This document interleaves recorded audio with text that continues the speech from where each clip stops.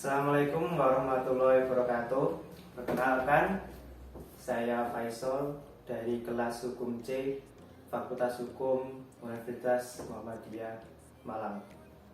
Di sini saya akan menjelaskan 3 materi tentang hukum pidana. Yang pertama adalah apa itu hukum pidana, yang kedua objek hukum pidana, dan yang ketiga tujuan hukum pidana. Oke, langsung saja kita ke penjelasannya.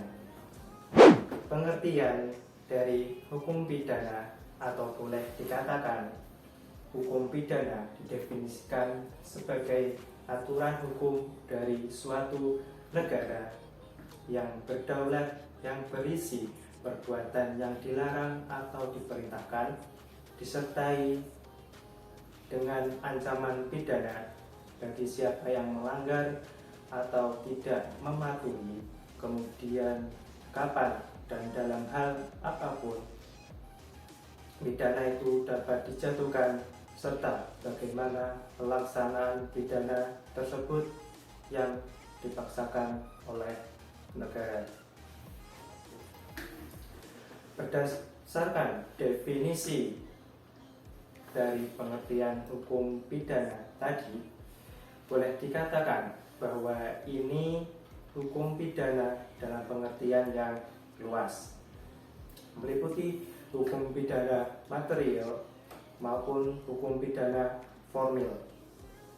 Hukum pidana material adalah mengenai aturan dari suatu negara yang berdaulat berisi perbuatan-perbuatan yang dilarang, kemudian atau perbuatan yang diperintahkan disertai dengan ancaman pidana bagi siapa yang melanggar atau tidak mematuhi.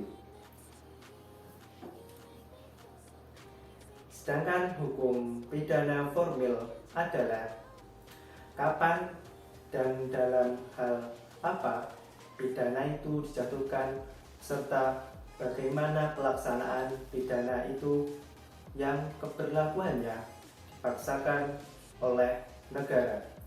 Tegasnya, ketika memberi pengertian mengenai hukum pidana, maka dalam pengertian yang luas meliputi baik hukum pidana material maupun hukum pidana formil.